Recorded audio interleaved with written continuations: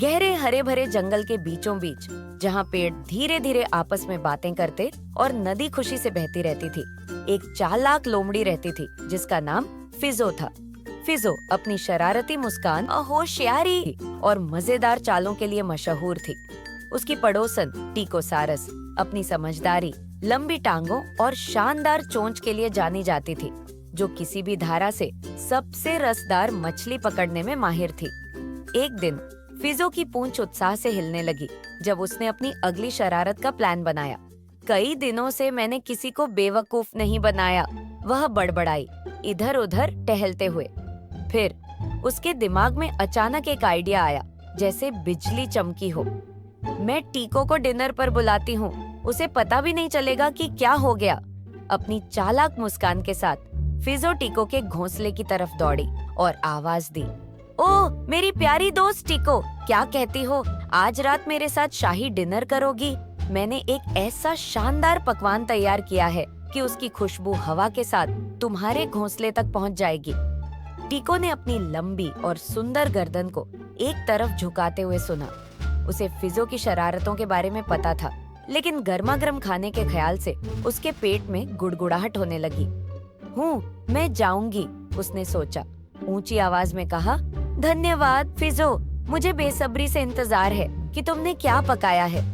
उसी शाम जंगल ढलते सूरज की रोशनी में चमक रहा था जब टीको फिजो के आरामदायक बिल की ओर उड़ान भरते हुए जा रही थी।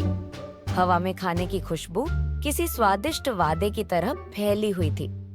टीको की चोंच में भूख की तीव्रता से हलचल होने लगी। फिजो ने हमेशा की तरह नाटकीय अंदाज में टीको का दरवाजे पर स्वागत किया। तुम आ गई, मुझे उम्मीद है तुम भूखी हो, क्योंकि आज रात का खाना तुम्हारे लिए बेहद खास है। उसकी आंखों में शरारत की चमक थी। अंदर मेज सजाई गई थी और फिजो ने बड़े ड्रामाई अंदाज में 2 चपट्टी प्लेटें निकाली जो स्वादिष्ट सूप से भरी हुई थी। सूप की महक पूरे कमरे में फैल गई और टीको का पेट जोर जोर से गुड़गुड़ाने लगा। लेकिन फिर टीको को एक समस्या दिखाई दी। सूप चपट्टी प्लेट में था।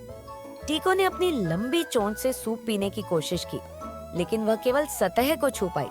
उसने हर तरह से कोशिश की, चोंच को मोड़ा, लेकिन सब बेकार।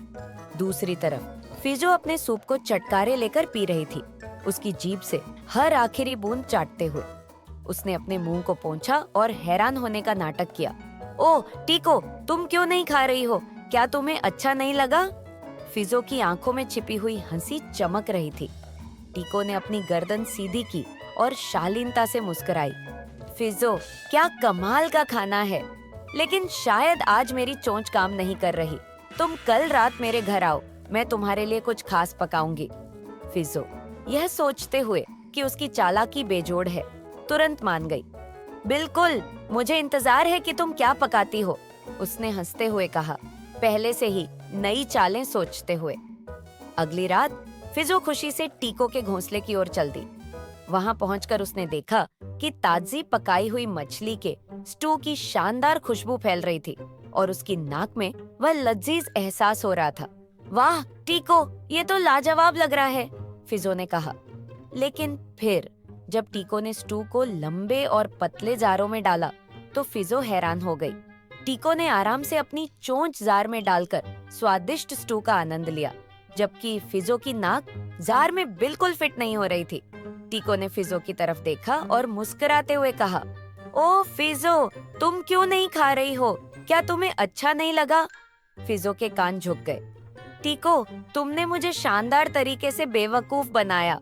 वह हंस पड़ी। टीको ने कहा, फिजो, हर प्राणी का अपना अपना खाने का तरीका होता है। अगली बार हम ऐसा कुछ बनाएंगे जिसे हम दोनों मजे से खा सकें। दोनों जोर से हंसे और उस दिन से वे सच्चे दोस्त बन गए। फिजो ने अपना सबक सीखा और अब वे हमेशा ऐसी दावतें करते जहां दोनों अच्छे से खा सकते थे। कहानी की सीख, अगर तुम दूसरों पर चाल चलोगे तो वो चाल तुम पर भी वापस आ सकती है। अगर आपको ये वीडियो पसंद आया हो तो लाइक बटन दबाएं और हमारे चैनल को सब्सक्राइब करें ताकि आप और मजेदार और दिलचस्प कहानियों का लुत्फ उठा सकें।